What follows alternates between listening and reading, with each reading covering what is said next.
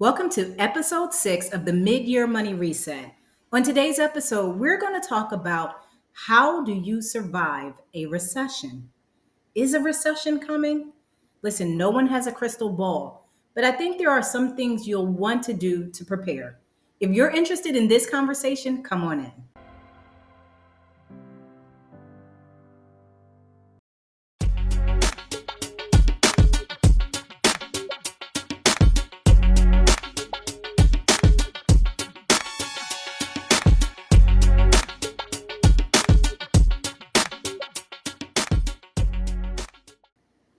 My name's Elisha Lowe, and on this channel, we talk about self-investing for women 40 plus.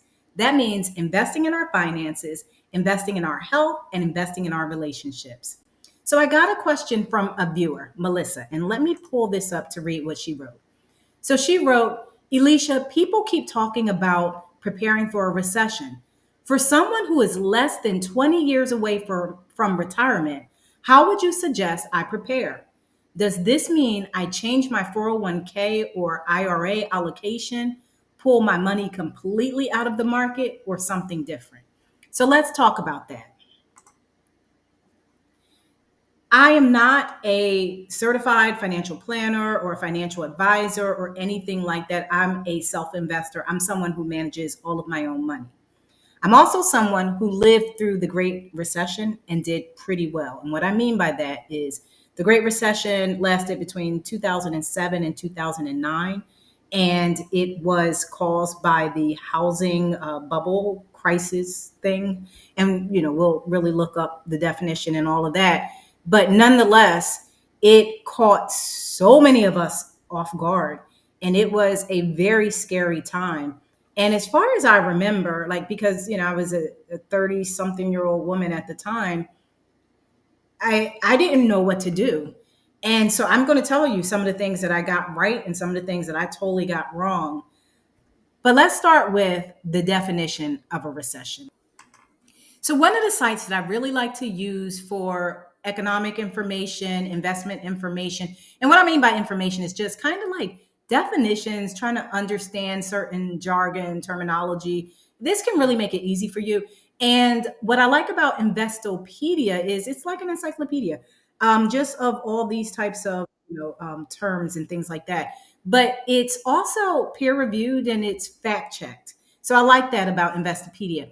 But according to the National Bureau of Economic Research, the NBER, a recession is defined as a significant decline in activity spread across the economy, lasting more than a few months, visible in industrial production, employment, real income, and wholesale retail trade.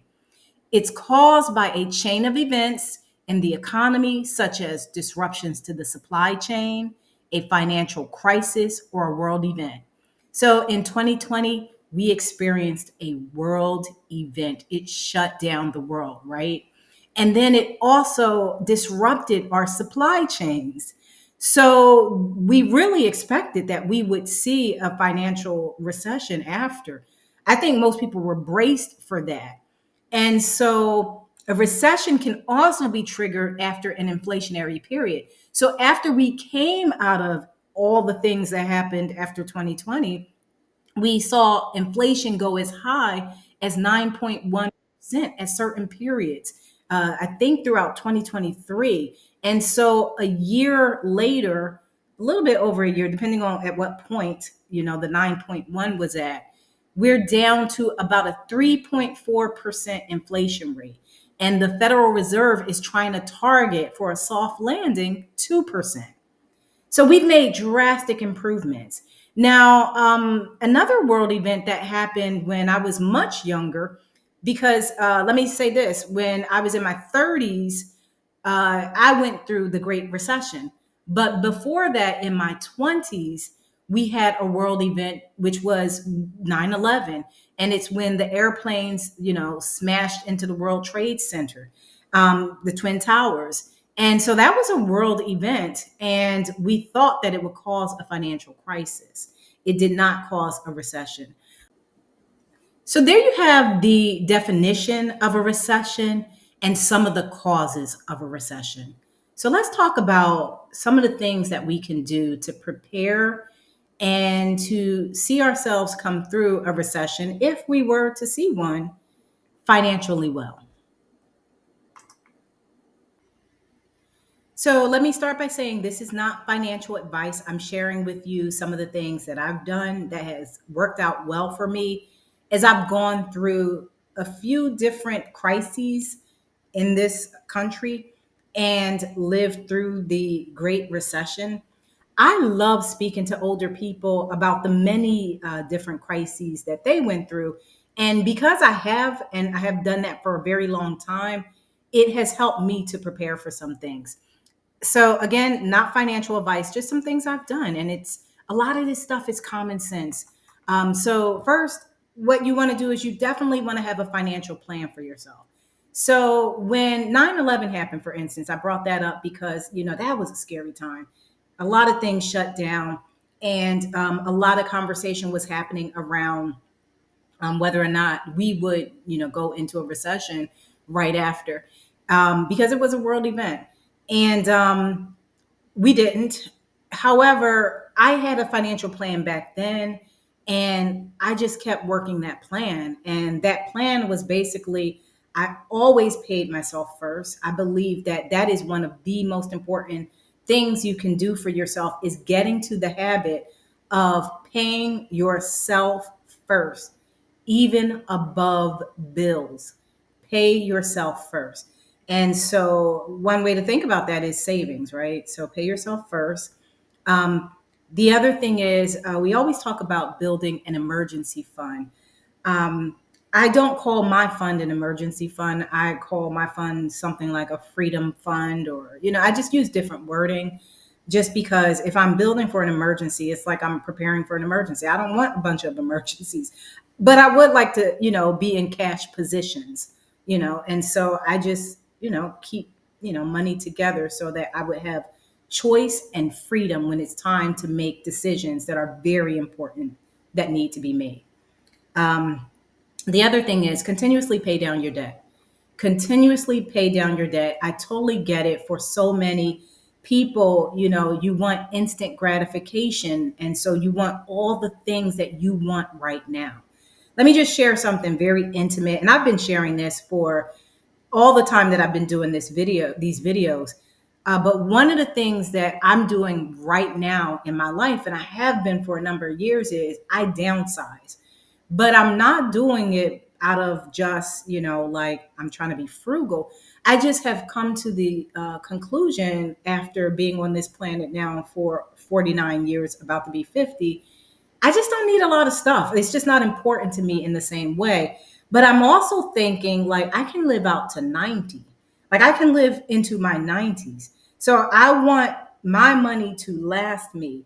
So I build skills around bringing in income. I build skills around, using financial markets to bring in that income. I save.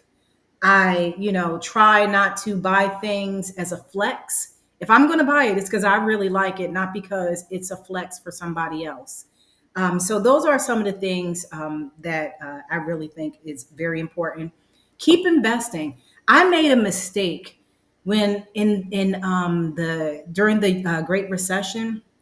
I was with this one company and I was buying shares. As soon as I got, in that company, I was buying shares and I had amassed a nice amount of money and they were growing and everything. But I didn't know what to do when, the Great Recession came. So I pulled all my money out that door and I was like, let me take all these, let me sell everything. And I sold without losing, so I may have made like a small profit. I can't remember. And boy, I tell you, I used to be like, oh, I was so smart for that until I saw what it did, like maybe 2 years later. And I was like, wow, if I would have just stayed invested, and so many, if you listen, like Professor Scott Galloway, he has a podcast. He's former NYU professor. He's a businessman that has built multiple businesses and sold those businesses. He's very wealthy. He does a podcast with Kara Swisher that's called Pivot that I absolutely love. But anyway, he talks about like, being a part of that wealthy white man, society, and how so many of them got wealthy because during the Great Recession, they were investing. They were putting their money into companies like Amazon, Google, all those types of things. So I want you to, just don't pull all your stuff out. Like just take it easy.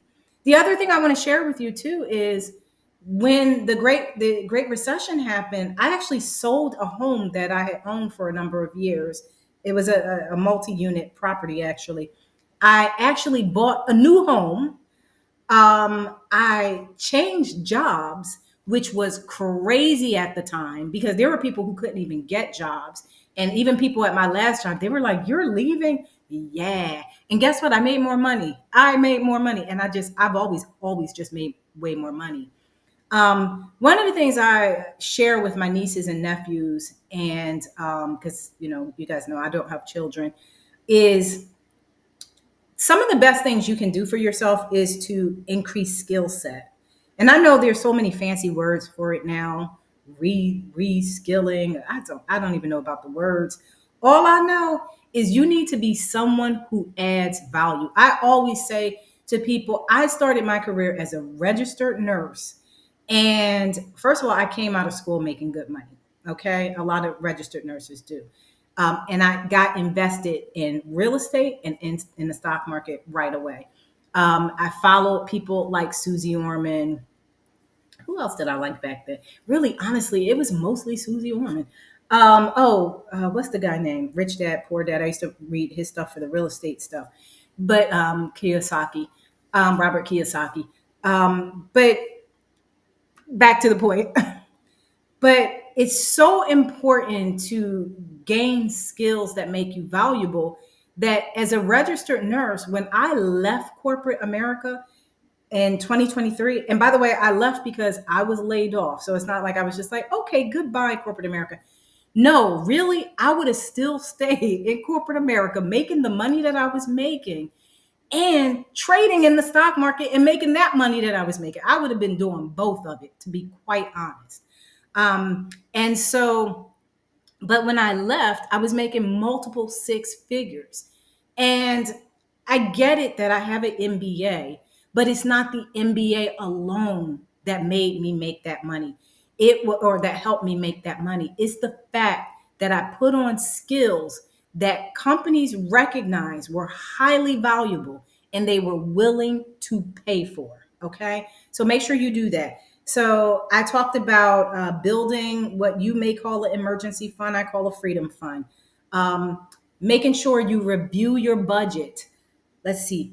Update your resume. Your resume should always be updated. You should always be paying attention to what's going on in the job market. You should always be having conversations with recruiters if you're a person that works a W-2 job. You should always have your LinkedIn up to date and branded for you. I have a video about that on here. I forget what video it is. I'll try to add it to here. Sorry about that. Let's see. We talked about creating a financial plan. I've spoken about that in videos. The first video that we did for the mid-year money reset.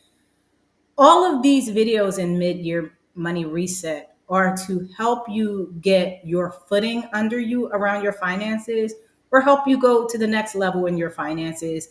And hopefully they're helpful. Make sure that you are taking care of your credit. Credit is so important. And I get it that there will be some challenges that come up around credit. Well, fix them. Fix them. And if just fix them, okay? And diversify your investments, right? So I told you that when I started, I was doing real estate and I was doing, investing. And currently, I am completely out of real estate. I think maybe one day soon I may be getting back into it, but like I'll build a business. I'll do something, to diversify income so that all my eggs aren't in one basket.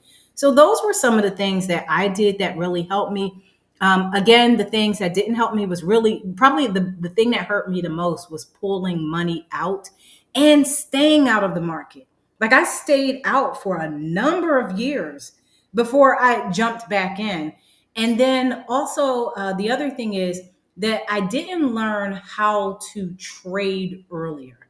So I knew how to invest, and that's good. And you should always work on your investing skills and things like that. But trading helps a lot. And so I wish I would have known how to do that earlier. So those are my pros and cons. I would say learn what you can about past recessions, who came out on top, who didn't.